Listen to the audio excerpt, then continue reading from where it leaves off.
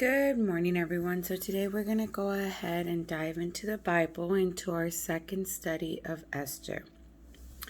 Now, this is going to be on chapter 2. I'm going to be using, again, two Bibles. This one is my daughter, Mili's. I'm going to go ahead and we're going to read through this one since this one's clear. And then we'll go ahead and do our notes and questions and comments and concerns when we reread. So first, let's open up with prayer. I want you to close your eyes, just bow your head a little bit and say anything that comes to head or mind.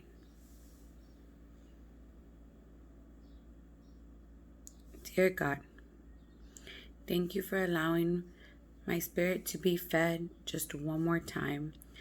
Thank you for the blessings you have given me. Thank you for the lessons I have learned. Thank you for not closing my heart, but to keep wanting and needing your word. I ask that you guide us today through this Bible study, that it may be you and your Holy Spirit that speak. And may I just be a pawn for you, Father. In Jesus Christ's name I pray. Amen. All right. So after I pray, remember, we just want to clear out anything we have. Give it all to God, any worries, any to-dos, anything. Just get it out of the way so that your mind is clear and focused on the study or on the words. So let's go ahead and start. Now, if you remember in chapter 1, I'm going to go ahead and link the video in the description down below. But if you do remember, chapter 1 is where we are introduced to King Ahasuerus and Queen Esther,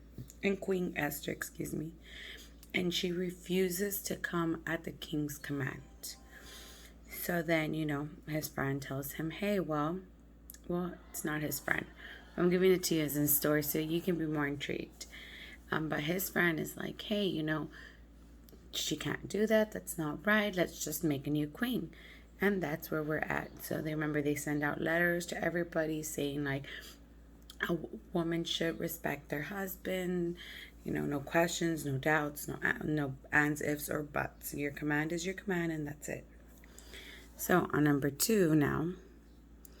After these things, when the wrath of King Ahasuerus was appeased, he remembered Vashti and what she had done, and what was decreed against her. Then said the king's servants that ministered unto him, let there be fair young virgins sought for the king. And let the king appoint officers in all the provinces of his kingdom, that they may gather together all the fair young virgins unto Shushan, the palace, to the house of the women, unto the custody of Hegai, the king's chamberlain, keeper of the women, and let their things for purification be given them. And let the maiden which pleased the king be queen instead of Vashti. And the thing pleased the king, and he did so. In Shushan the palace there was a certain Jew, whose name was Mordecai, the son of Jair, the son of Shimei, the son of Kish, a Benjamite, who had been carried away from Jerusalem with the captivity which had been carried away from Jeconiah, the king of Judah, whom Nebuchadnezzar, the king of Babylon, had carried away. And he brought up Hadassah, that is Esther, his uncle's daughter,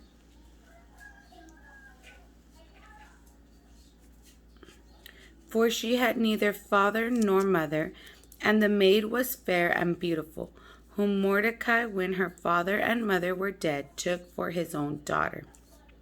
So it came to pass, when the king's commandment and the decree was heard, and when many maidens were gathered together unto Shushan the palace, to the custody of Hegai, that Esther was brought also unto the king's house, to the custody of Hegai, keeper of the women.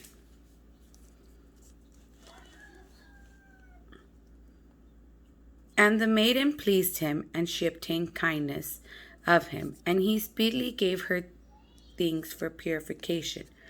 with such things as belonged to her, and 7 maidens, which were meant to be given her out of the king's house.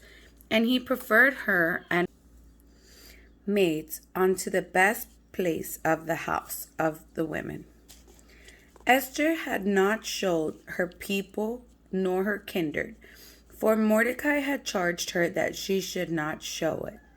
And Mordecai walked every day before the court of the women's house, to know how Esther did and what should become of her.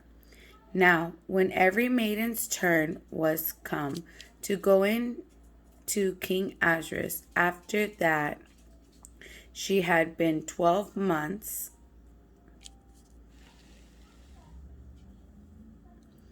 according to the manner of the women, for so were the days of their purifications accomplished, to wit, 6 months with oil of myrrh, and 6 months with sweet odors, and with other things for the purifying of the women. Then thus came every maiden unto the king, whatsoever she desired was given her to go with her out of the house of the women unto the king's house.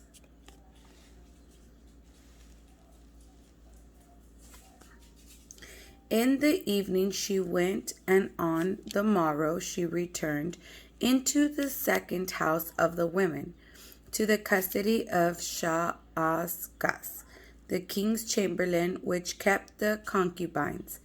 She came in unto the king no more, except the king delighted in her, and that she was called by name. Now, when the turn of Esther, the daughter of Abihail, the uncle of Mordecai, who had taken her for her daughter, was come to go in unto the king, she required nothing but what Haggai, the king's chamberlain and keeper of women, appointed. And Esther obtained favor in the sight of all that looked upon her. So Esther was taken unto King Ahasuerus into his house royal in the 10th month, which is the month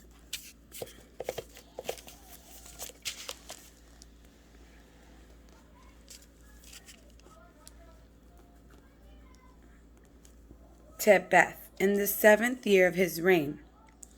And the king loved Esther above all the women, and she obtained grace and favor in his sight, more than all the virgins, so that he set the royal crown upon her head, and made her queen instead of Vashti.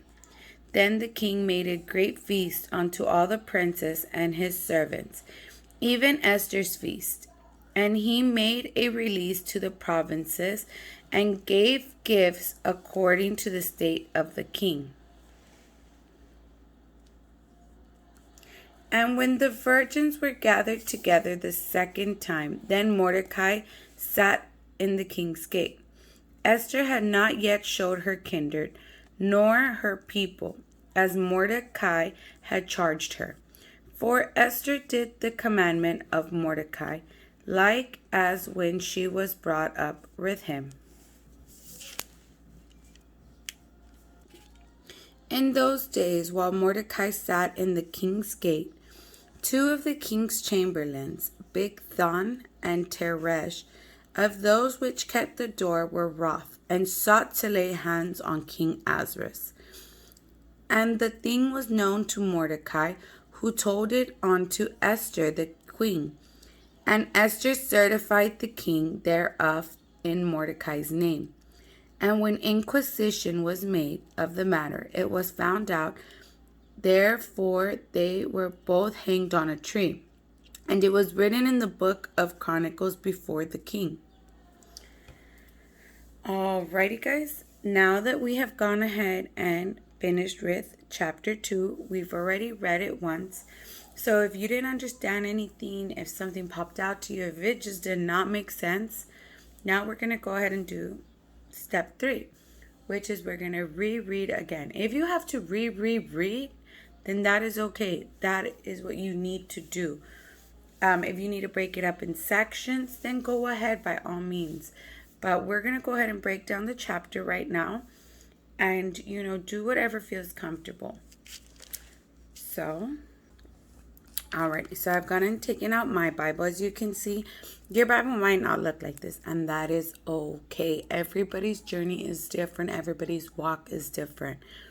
Whatever God speaks to you, or whatever God puts in your mind that intrigues you, calls your attention, you don't know, just circle it, write it down, ask the questions, comment down below, and I will help you find the answer. Maybe it's a question I didn't know, or maybe you're going to correct me, and that is okay. There's no hate or badness. It's a journey to walk, talk, and learn as we go. So as we start again, now we're going to reread. Now, if this is your reread, then go ahead. Now, first sentence on chapter 2 says, after these things, when the wrath of King Ahasuerus was appeased, he remembered Vashti and what she had done, and what was decreed against her. So, after these things, I've gone ahead and highlighted. And as you can see, I put an arrow on top because it's talking about all this that had happened in chapter 1. When she didn't listen, he commanded her. She refused. He banished her. They sent out a royal decree saying, a husband should not do that. So that's everything that's going on through his head. When the wrath. If you don't understand what wrath means, it means anger. Definition is anger. Another way is you can Google or look up. Usually for things I don't know, I'll circle and write it in. See, example of King Ahasuerus. Remember, King Ahasuerus is our main character. Was appeased. So I didn't know what appeased was. So I went ahead and circled it, as you can see. And I had Googled it. Appeased, reliever or satisfy. So that's the definition. As you can see, I put it right there. So appeased implies quieting insistent demands by making concessions to make a plain, a problem, etc. less painful or troubling. That is what Google says, and I have gone ahead and written that on my notes. He remembered Vashti. So what had bothered him? It was that he remembered Vashti and what she had done and what was decreed against her. So in case you think after these things, you're dude, how do you know? There's no way you can know that. It gives it in the sentence. It basically says he remembered Vashti and what she had done and what was decreed against her. Remember, decreed means what was put against her, what was said against her. Now we're going to go to section 2, and it even has, my Bible has a little commentary, so you can always refer to 119, which is the royal commandment that went out, that Vashti can come no more before the king, and he was going to give her position to somebody else. For number 2, then said the king's servants that ministered unto him, let there be fair young virgins sought for the king.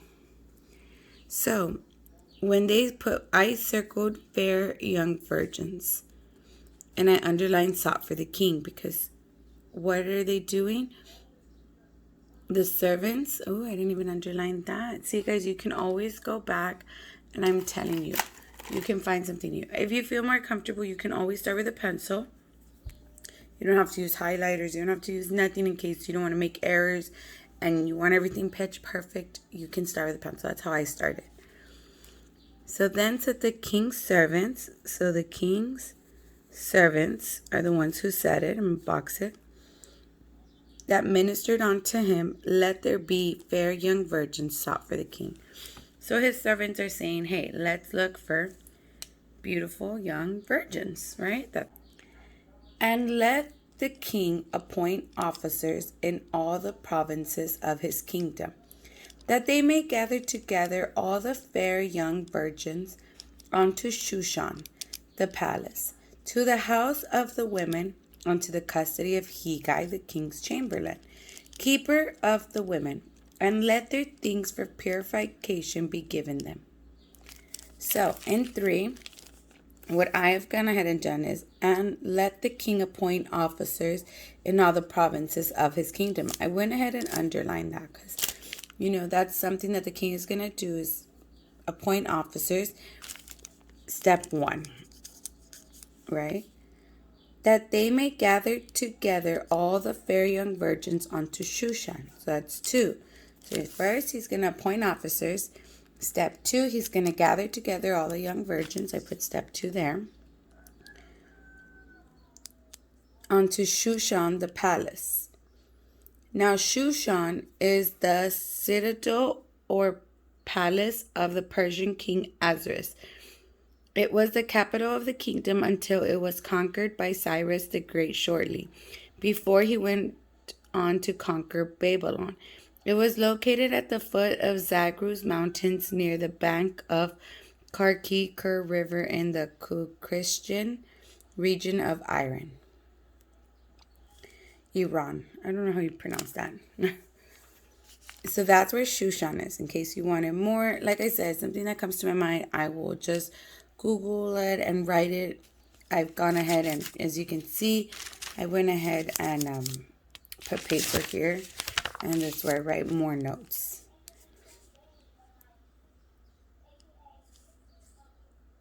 Shushan the palace, to the house of women, onto the custody of Hegai the chamberlain. So that's going to be what they're going to do. They're going to gather, on step 2, gather together all the young virgins into the palace and give them to the house of women to the custody of Hegai. So I went ahead and highlighted Hegai because he's another character. And he's the king's chamberlain. And I put that's his job. He's the king's chamberlain. His occupation, which I think is job as well. But his duty is keeper of the women. And let their things of purification begin. That is going to be step 3. Let their things for purification begin. And I went ahead and wrote that there.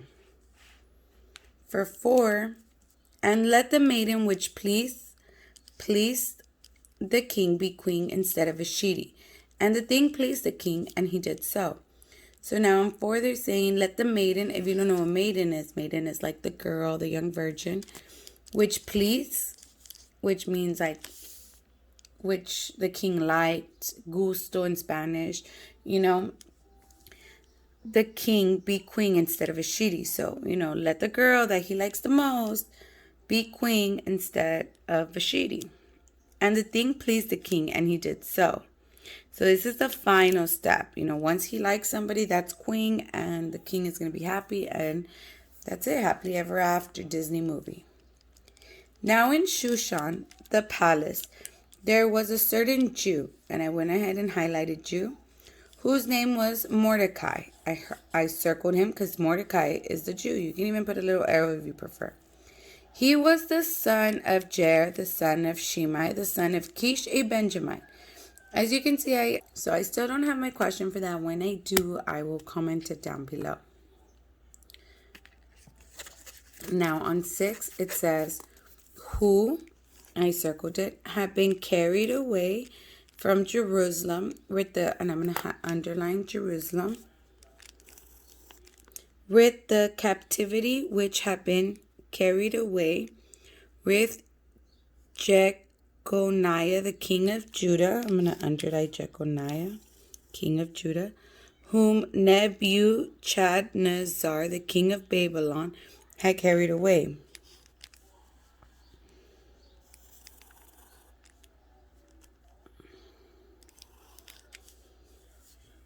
And you can reference back to 2 Kings 24:14. And then the note I have here on the side for 2:6, who? His ancestors. Maybe. It could be referring to his ancestors.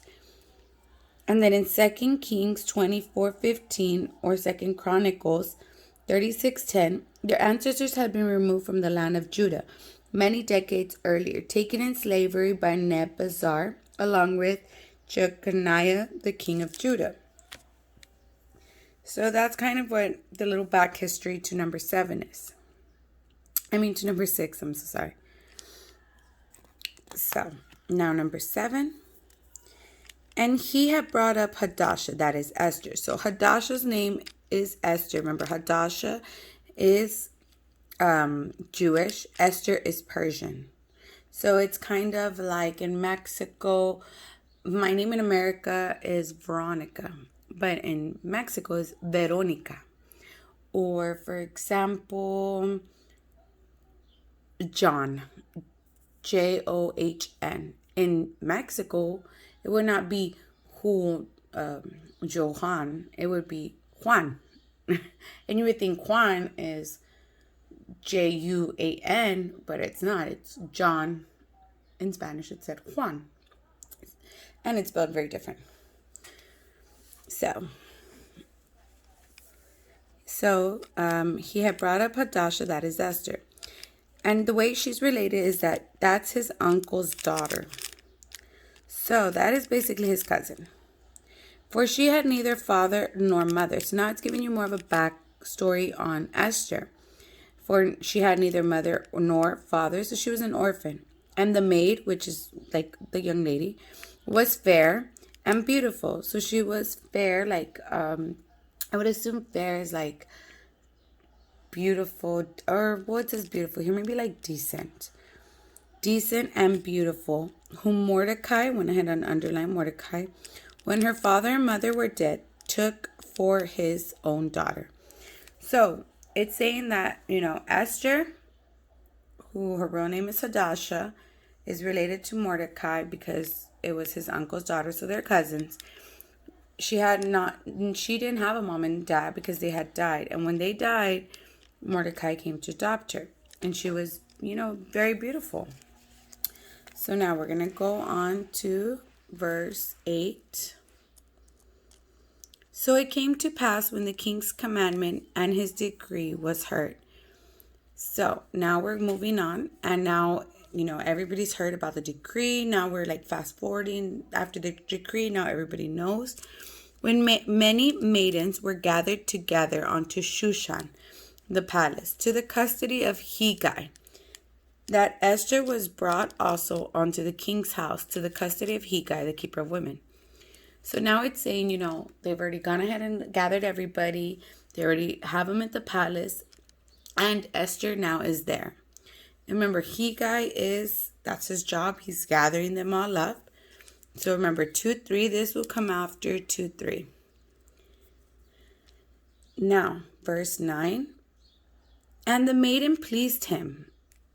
Who's him? So I circled him and I highlighted it, but you can underline it.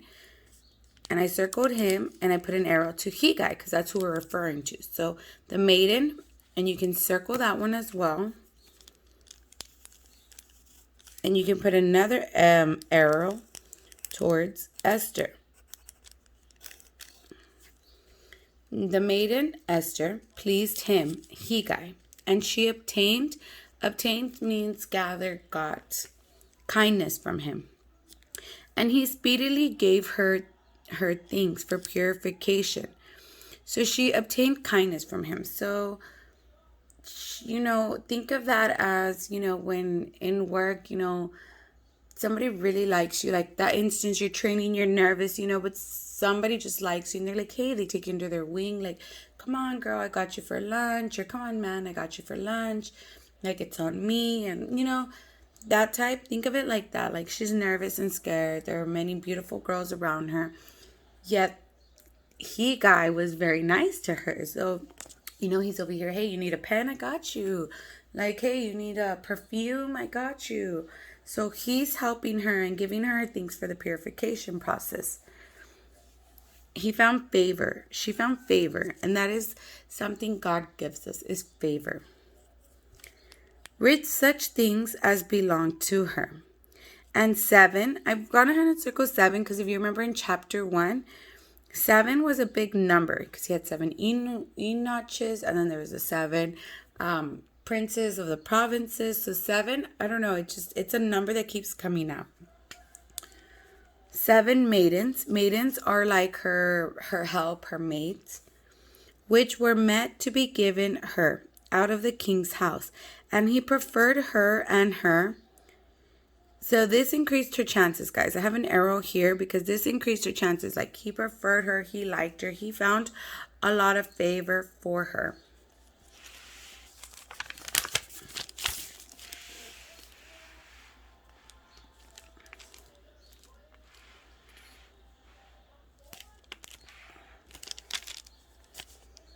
Her maids onto the best place of the house of the maids. And then we can reference back to Esther chapter 2, verse 3. So, favor is the gaining approval, acceptance, or special benefit or blessings. Now, we might not see it. I didn't see it till recently. But God has blessed me with lots of favor. And for that, I'm so happy. Like, I could not ask for another thing. So, whenever, like, somebody meets me or knows me, like, I instantly get blessed by them. Like, they're either really good cooks and they like to cook for me because I do not like to cook. Or, they're just like very nice people. And I would prefer that 100 times over. Example, my brother, he's very lucky at the casino. He goes to the casino like daily. It's like his job. And he always wins like 900, 1,000, like on a daily. And to me, it's crazy because I can go and I don't win nothing. Like, I'm paying somebody, like, I don't take a lot of money either because I know I'm not going to win. But I never win. I think the most I've won is about 300. And to that, I brought none of it home. So that's where he's blessed. And me, I'm blessed in favor. And he doesn't have the same favor. Like, not lots of people will benefit or benefit him or anything like that, if that makes sense. So, yes. So, in verse 10 now, Esther had not showed, it means showed, like showed, showed. But here it says showed. I don't know how I'm pronouncing it right. But Esther had not showed her people, nor her kindred. Kindred means her kind. So remember, she's Jewish. And if you remember in chapter 1, Mordecai was like, don't tell anybody you are, a Jew. Do not mention it. So she still hadn't told. Nobody knows. Everybody thinks she's Esther the Persian. For Mordecai had charged her that she should not show it. You see how Mordecai had told her, don't show it. And here, taking us back to 2:20. But basically 2:20 is just saying that she hasn't showed it yet as her people. So then now we have 11. And Mordecai walked every day before the court of the women. So the court, think about it like if you think of the Queen of England, her big castle, and how you have the gates, or in the White House, you have the outside of the White House, like that gate. Think of Mordecai being there. And Mordecai walked every day before the court of the women's house to know how Esther did and what should become of her. So we have Mordecai. We're going to go ahead and circle him.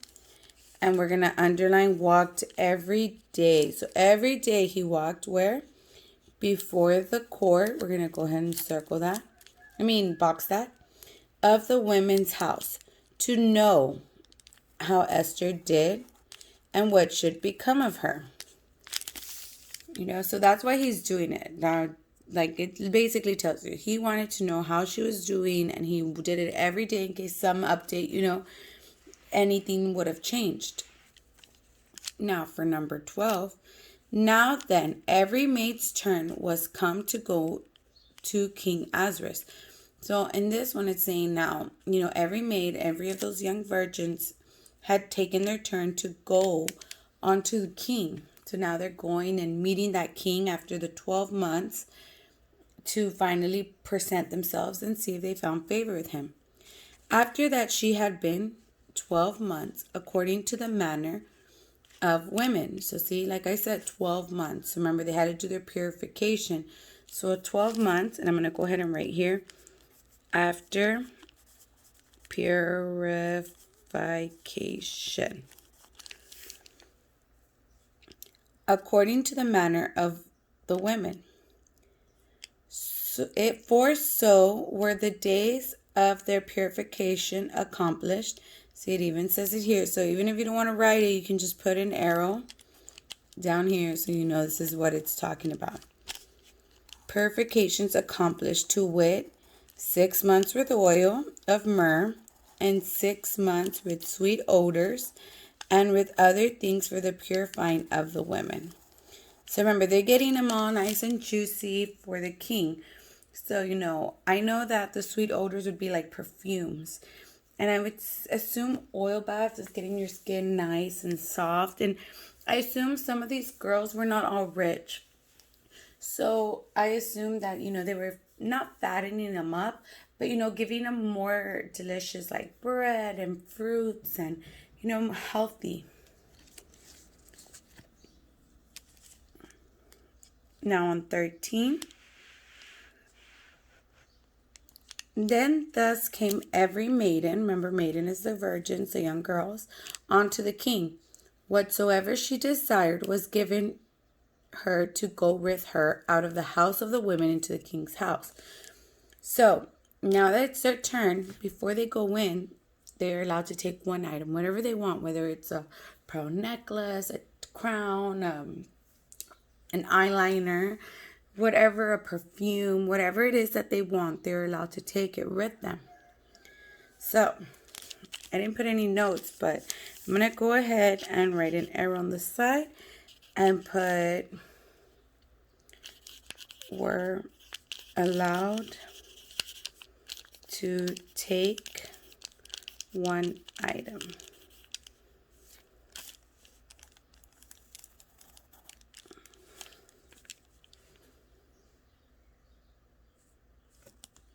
Well, it doesn't say one, but I'm going to put one because it says whatever she desired. In the morning she went, and on the morrow she returned into the second house of the women. So in the evening, which would be like in the tarde, so like, when sunset is coming, maybe like around 3, 4, 5, 6, she went, and on the morrow means tomorrow. So if you don't know, you can always just write tomorrow. She returned into the second house of the woman. So she'll go meet the king, and when she's done the next day, she goes into the second house, I guess, like to become the concubine. To the custody of Shah Asgas, and I highlighted him. I highlighted him because he's another character. The king's chamberlain, which kept the concubines. See, so he's a concubine. So from Haggai, who prepares them, now they go and become concubines with Shah Asgas. She came in unto the king no more, except the king delighted in her, and that they were called by name. So this is what happens. This is what's going to happen. This is the regular process, so this is the process.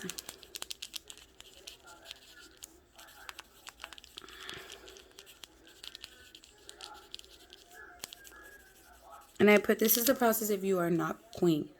So if you are not queen, you're going to end up becoming a concubine, and you can't go on to the king until, he calls you. But if he calls you by name and he really likes you, then you will be queen.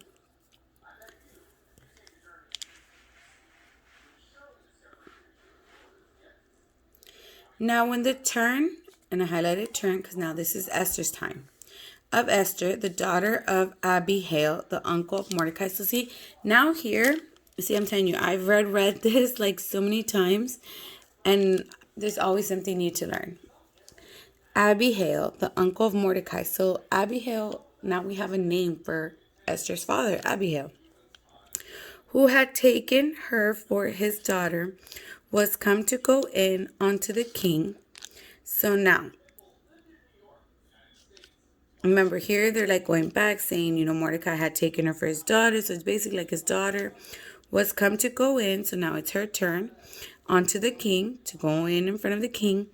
She required nothing. So she didn't want anything but what Haggai, the king's chamberlain, the keeper of the woman, appointed. So remember, she found favor upon him. So she's like, hey, whatever you think. I trust your word. Which, imagine all these naughty girls were like, you don't know nothing. Like, I'm so pretty. I have the prettiest eyes. I have the longest hair.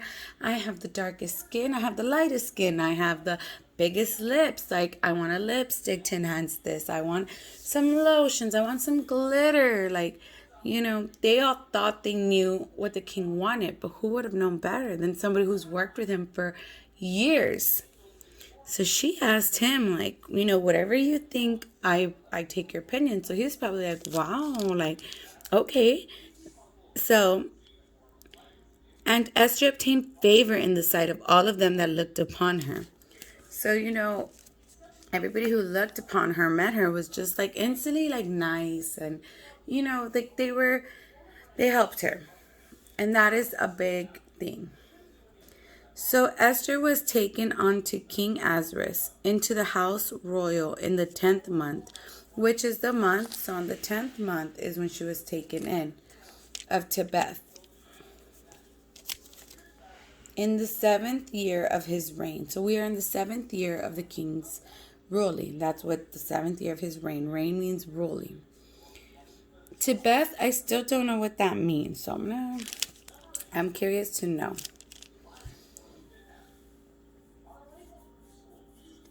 Now in 17, and the king loved Esther above all the women, and she obtained grace and favor in his sight, more than all the virgins.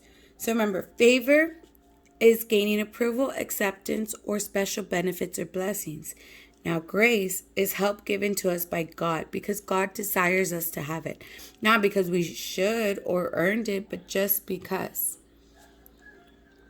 So that he set the royal crown upon her head and made her queen instead of Vashti. So Esther now becomes queen. And I highlight this blue part because this is the time that she is officially Esther the queen. Now on verse 18, it says,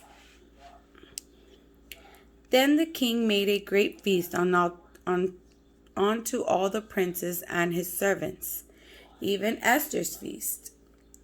So here I have a note that says third party. Oh, because we have the first party, which lasted 180 days, and then we have a second party. So now this is a third party. Made a great feast unto all his princes and his servants, even Esther's feast. So Esther's feast, I want to say that that's the name of the feast. And he made it released to the provinces and gave gifts according to the state of the king. So, now he's like telling everybody, think of like when Meghan Markle and Prince Harry got married, everybody knew that's what's going on. Everybody now knows Esther is the new queen. In 19, it says, and when the virgins were gathered together the second time, so now all the virgins are gathered together a second time, then Mordecai sat in the king's gate. So Mordecai now is still at the king's gate. Remember, he goes every day because he wanted to know what was the update for Esther.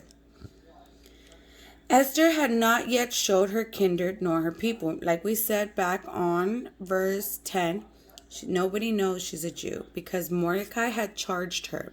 So remember, he told her, like, don't tell anybody. He told her in chapter... I want to say he told her in chapter 1. I'm not too sure, guys. No, because she didn't get introduced to chapter 2.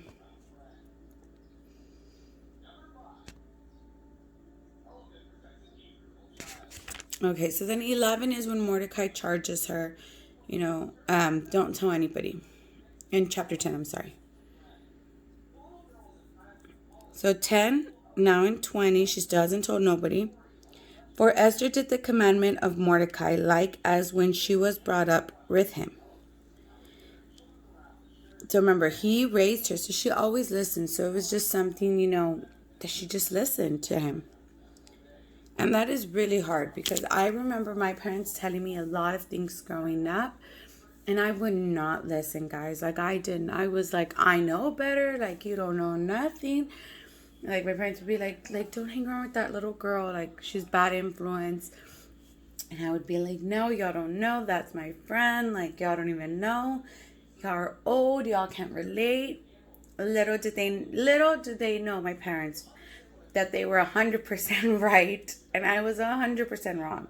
So it's just, she was more wiser. She took and listened to him without questioning it. And I so did not do that. Maybe I could have been queen if I would have listened to them a long time ago. So, in 21, now, in those days while Mordecai sat in the king's gate, so in one of those days, now we're referencing back, while Mordecai sat in the king's gate, two of the king's chamberlains, so these are like two of his workers, two of his guards, Bigthan and Teresh, and I went ahead and highlighted them. And it sounds so funny because they sound like mafia names, like Bigthan and Teresh. I don't know if I'm pronouncing it right, but like I've told y'all before, pronounce it how you feel more comfortable. Eventually you will learn it and you will correct yourself, but don't stress it. It is for you to dive in, and if you really want, you can Google it, but God will put it in your path and you'll know. God will correct you. Of those which kept the door, so these are the two people who kept at the gate, because remember, he's always at the gate, were wroth. Wroth means angry, so you can circle that and write angry if you don't know. And sought to lay hands, so sought would be like looked out, and they wanted to lay hands, like, hurt, on King Ahasuerus, so they want to hurt their king. And the thing was known to Mordecai, who told it to Esther, so the queen. So now Esther, this is all happening while Esther is already queen, because it says Esther the queen. So Mordecai is just there, minding his own business, like trying to see what's going on with Esther, how she's doing. And he hears these two guys like, hey, let's put a hit on the king. Yeah, let's kill him.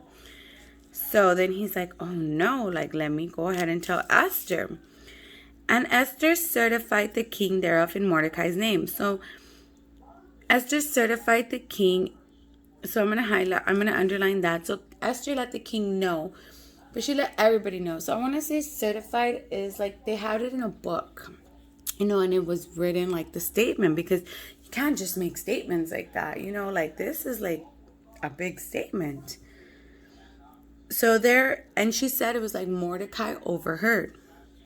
So she did give her credit where the credit was due. And when inquisition was made, so an inquisition is like, oh,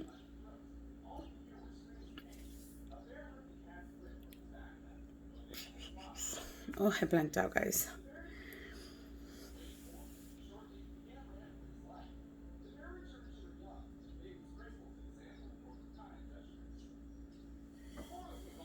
Hey, Google. Definition for inquisition. Here's the definition of inquisition: a period of prolonged and intensive questioning or investigation. Okay. And when the inquisition was made of matters, so now inquisition's like they investigated, looked into it. It was found out. Therefore, they were both hanged. So it was found out that it was true, So they were both hanged on a tree. That's crazy, right? They were just both hanged on a tree. And it was written in the book of Chronicles before the king. So it was, this was noted down for and before the king in the book of Chronicles that these two tried to kill the king. They were hanged. They were found guilty. And Mordecai is the one who, said that. So I've gone ahead, and if you can see from 21 to 23, I did box it because this will end up being an important part later on in our story. So if you want to box it, and you can write maybe on the side like Mordecai saves the king, or plot to kill king, however you prefer. And we're going to go ahead and end chapter 2 there, and we will have chapter 3 next time. So let's go ahead and close off with prayer. Thank you, God, for allowing us this study, for giving us your word, for feeding us, and for allowing us to discover something new each time. I thank you from the bottom of my heart, and for those viewing, may you bless their day and guide them and give them their own understanding for their journey or their walk. In Jesus Christ's name we pray. Amen.